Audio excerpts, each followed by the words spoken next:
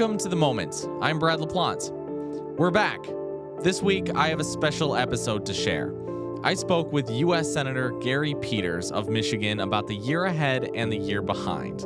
He spoke about his retirement, how he's not done yet, and the cost of health care, and what his goals are for his last term in office. Here's my interview with Gary Peters.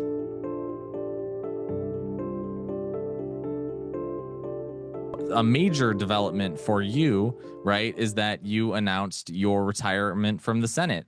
Could you kind of go into maybe what led to that discussion? I mean, you're not even in your 70s yet, and I feel like that's pretty. I don't know what the average age of a retirement for a U.S. senator is, but I'd imagine that 67 might be pretty young. Yeah, it's although it's the average age for everyone else to retire in this country, but it's certainly maybe younger. But I don't plan to retire. I'm going to still stay very active. I'm just not running for re-election in the Senate. And I'm one of those folks that believes, like I think our founders believe, that members of Congress should go and serve for a period of time and then return back to private life.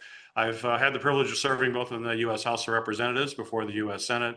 All total, about 18 years of service. That's a really good run. And I thought it was a good time to step back, take on other challenges, and let someone else, another generation, serve their community and their state. And I think that kind of turnover is healthy for our democracy.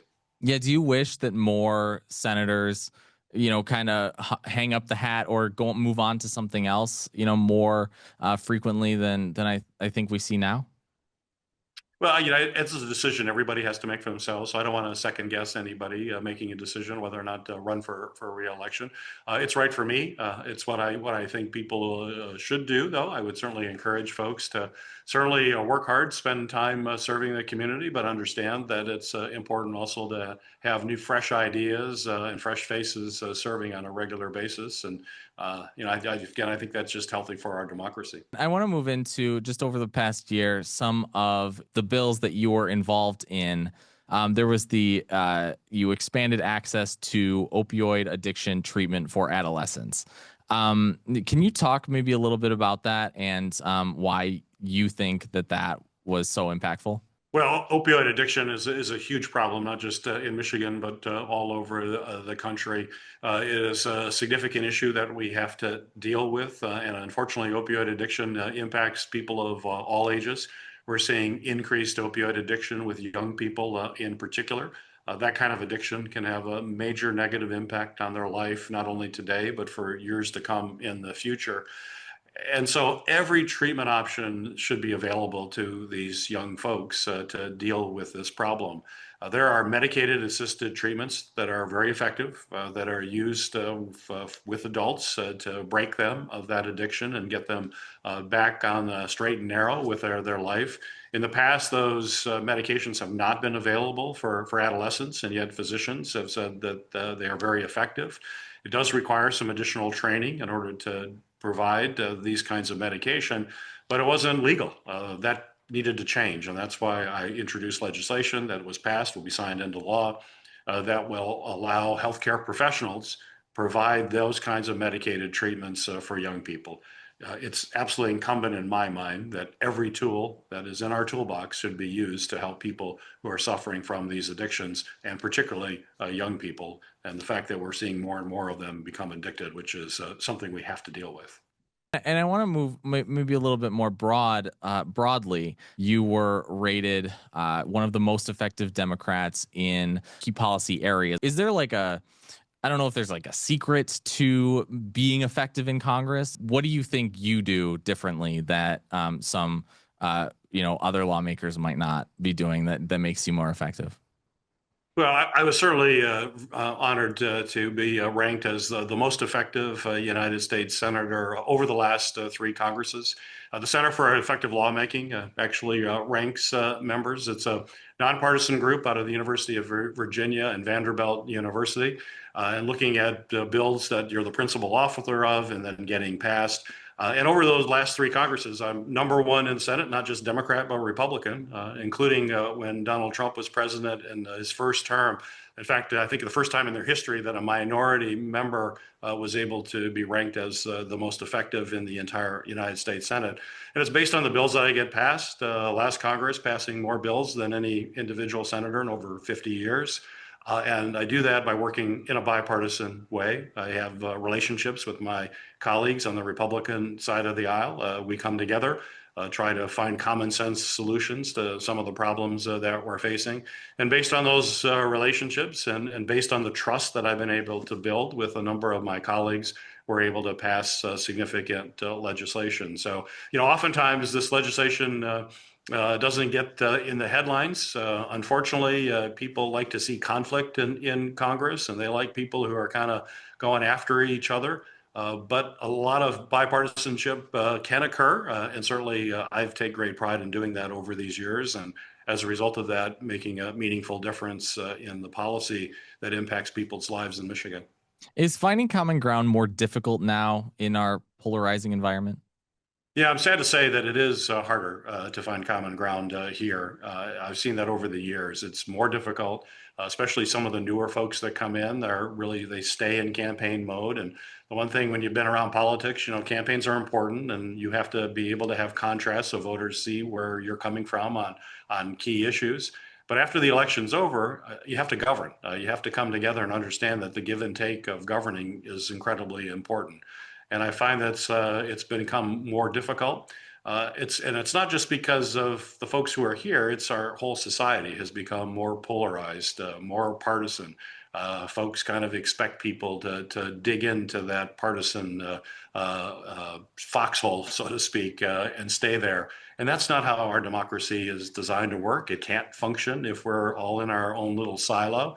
We have to reach outside of that. But it's something that's incumbent on all of us, not just those of us who are privileged to serve here in Congress, but the people who send us here to Congress also have to start demanding that from the people they send to Congress. And it may not be the flashiest person on TV throwing the rocks. You may want instead someone who actually rolls up their sleeves and gets the work done. Do you think that maybe Democrats or are, as the cliche goes, standing up to Trump well? And what do you think that maybe Democrats need to do better to stand up to the administration and maybe counter some of the things that administration is doing? Well, certainly we need to continue to stand up for what's right for the people that we represent. We're in a big battle right now to make sure that every American has access to quality, affordable health care. It's a very clear distinction where we are as Democrats, and we're working to try to extend tax credits that are expiring at the end of this month. It means millions of people are going to find health insurance unaffordable for them. They're going to lose their health care coverage as well. And my Republican colleagues and Donald Trump are simply unwilling to extend the law as it exists right now to make sure that folks don't lose their health care coverage. They're basically pulling the rug underneath 20 million Americans who are going to be faced with a very difficult situation in just a few weeks. And their really inability to come together in what I would consider a good faith effort to try to find some common ground. I don't believe the Affordable Care Act is perfect. We need to have reforms. We need to make sure it works better for everybody. But we can't pull out the rug from under folks while we're having those kinds of thoughtful discussions. I've been in the middle of a lot of these conversations. Some of my Republican colleagues are willing to have those conversations. But then they can't do anything unless Donald Trump agrees. I found way too often that even though I'm negotiating with a Republican colleague of mine, if Donald Trump suddenly is against it, even though they may have made an agreement with me, they will renege on that because they don't want to counter the president. Unfortunately, I think too many of my colleagues don't realize we're a co-equal branch of government. In fact, our framers put the Congress as number one. We're Article 1 in the Constitution. We have to be independent. That's how our checks and balances work in the country. And right now, that's not happening, and that's bad for democracy. It's going to be your last year in the Senate, right before going on to do other things. I'm wondering if you have any goals that you are, specifically like hoping to do, or policies that you're hoping to work on. Well, I have a number of things I want to get done in the next year, but a couple that I'll mention. One is related to my work as the ranking member on Homeland Security, making sure that we keep our country safe. Right now, we have significant cybersecurity legislation that's about to expire at the end of January. We're companies and people all across our country are constantly exposed to cyber attacks.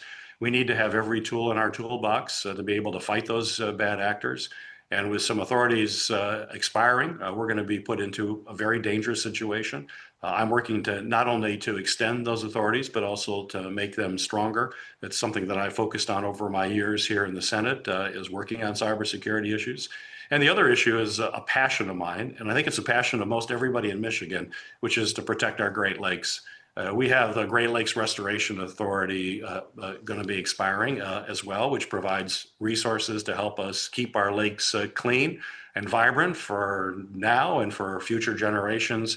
I want to extend those authorities. I want to extend funding in addition to lengthening it, but also increasing the amount that is available for use. Hopefully about $500 million per year into the 2030s. I just think that's absolutely essential. We've accomplished a lot cleaning up the Great Lakes. We still have work to do, and it's work that is absolutely essential for our state. Next, I wanted to share my interview with Chief Medical Executive for the state of Michigan, Natasha Bagdasarian. We spoke this week about vaccine policy, the hepatitis B vaccine, and what the ACIP changes to recommendations mean for you and your family. The interview originally aired on my other show, In Michigan. It's a daily show where I dive into Michigan issues. Here is our discussion. Hepatitis B is a virus that is transmitted through blood and bodily fluids.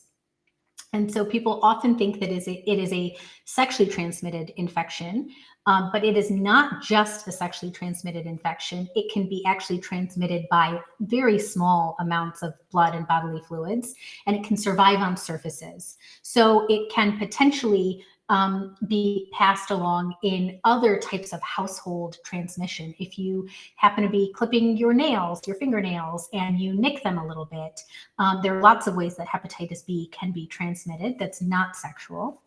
And what it does, it attacks the liver. And so people who end up with chronic hepatitis B infection can end up with diseases like cirrhosis, liver failure, liver cancer. So it can be a really devastating virus. As an infectious disease doctor, I have seen many people, many patients. I've taken care of many patients with cirrhosis and end-stage liver disease, and it's terrible. And what is particularly concerning about hepatitis B is that it's much riskier for babies than it is for adults. So when an adult gets hepatitis B, it can sometimes progress to chronic hepatitis B. But if a baby gets hepatitis B at birth, there's a 90% chance that they'll have the infection for their whole life, and then could get things like cirrhosis or those other complications that I described. So babies are particularly vulnerable. And the reason we have a universal hepatitis B dose is for a couple things. Number one, we don't have a perfect healthcare system. So there are a lot of pregnant moms out there who don't get tested for hepatitis B. There are also cases where people's results fall through the cracks, things get misreported, they don't get reported to the right hospital system. And again, people fall through the cracks. Not just that, but you can also have exposure through other means. So if you are cutting your baby's fingernails, that could be another route of exposure from somebody else in the household. And it's not just people in your household. A lot of babies go to caregivers, they go to daycares, they go to a nanny's house for their first few months. And so there can be other places where they could get exposed. And since we've had this hepatitis B birth dose, we've had a dramatic decline in hepatitis B cases. When that birth dose is given in the first 24 hours of life, it's between 75% to 95% in preventing infections. And, sometimes I think for people, they need to hear stories about this more so than just hearing the data. And in we just posted some information about a case in 1999 here in Michigan where a baby died of fulminant hepatitis B at 3 months of age because there was a misreporting of lab results and they didn't know that the mom had hepatitis B. And that's the other thing about hepatitis B is that many people have hepatitis B and don't have any signs or symptoms. So you could be carrying hepatitis B without really knowing. What happened once that newborn dose started to be mandated? Rates declined dramatically. Um, but it's still not a perfect system. So there are still babies who end up with hepatitis B, even with this universal birth dose. And I'm not saying that to mean to say the vaccine is not effective. I'm describing this because I want folks to understand that we have such an imperfect system. There are so many people out there who have hepatitis B who don't know they have it. So right now in the United States, 1 to 2 million people have hepatitis B. 30% of infected people don't know how they got it. So there is still so much hepatitis B out there, and um, it still happens, but the number of babies getting hepatitis B has declined dramatically since that birth dose was recommended. And I think that there's this misconception that so many people are anti vax. I think that more often than not, at least in my observation, people just want the best for their child. And I think that vaccine hesitancy tends to bleed over into that. Do you agree with that? And do you see it the same way? I think you're absolutely right. When people are making decisions about their babies, their children, everyone wants to make the right decision. No one is trying to be difficult. No one is making a political statement.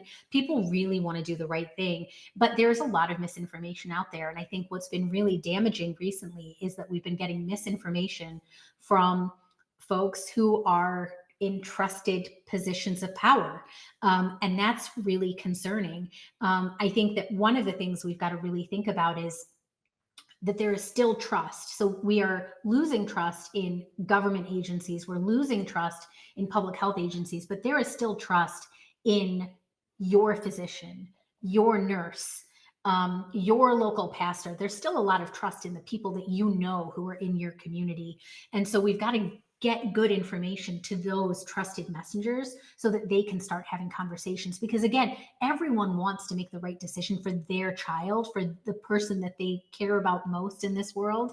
And I think we're failing as a nation if we're not getting that good information out there in a way that people can really understand and digest. I'm seeing a lot of TikToks, I'm seeing a lot of Instagram reels, and I see very often I see people who are promoting something, whether it is a new health product or whatever it is, but sometimes the information that they tend to portray or communicate doesn't necessarily end up being factually correct. I'm wondering if you are seeing that as well.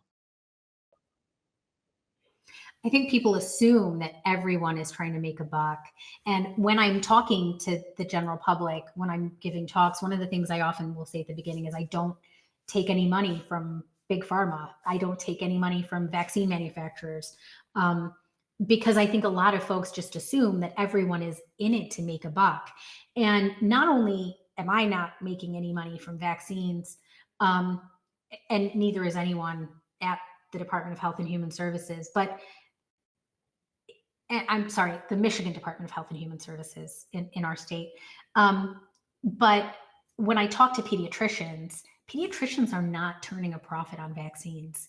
They're actually, a lot of times, it ends up costing more to administer the vaccines than what they're being reimbursed. So I think, yes, asking if people are what their motivations are is really important when you're taking medical advice. There are a lot of people out there who are online who are selling bioidentical hormones or the latest protein supplement or a new smoothie. And if people are profiting from that, then yes, can you believe them? So I think identifying who is a trusted source of information who's not in it for a profit is really important. And now I want to talk a little bit about MAHA. And we're seeing the Trump administration do a lot or do away with vaccine recommendations. We're seeing RFK Jr. go in and change health policy, even though he has no medical background to contend with. I just want to talk just about this movement, right? Because, administrations don't last forever and no administration lasts forever, right? Like the Trump administration is going to end at some point. But this movement, this MAHA, Make America Healthy Again, this movement is not going to go away. And so I'm wondering just like, how do you see us moving forward? Like, do you think that this will ever get better? People will start to trust institutions more? Not anytime soon. I think the damage that has been done is going to last for decades. I think the damage that's been done to the CDC and organizations like and groups like ACIP, I think that damage is going to last for decades, and I think it'll take a lot of work to rebuild some of these public institutions. So again, that's where we've got to really think about those local trusted voices and how do we leverage those. But eventually, yes, we do need like a source of truth. We do need someone who can give us national recommendations that are unbiased, that are grounded in facts. And what's ironic about the term MAHA is I want to make America healthy again. That is literally what I want to do. It's just that I think that terminology has been taken and is being used for something that's different. And if I can just give you like just one anecdote, I was at a meeting today on vaccines that got really contentious, and there were a lot of people sort of questioning the science behind any vaccine. And after that meeting, someone came up to me and said, she was a little bit older, and she said, I remember having measles and it was horrible. And my mom thought I was going to die. And I also remember how my mom and other mothers would line up to get their kids vaccinated against polio because it was so terrifying. I think a lot of folks out there just don't have that context. They don't remember how truly devastating these illnesses were. I was at an event at the University of Michigan School of Public Health to celebrate the development of the polio vaccine.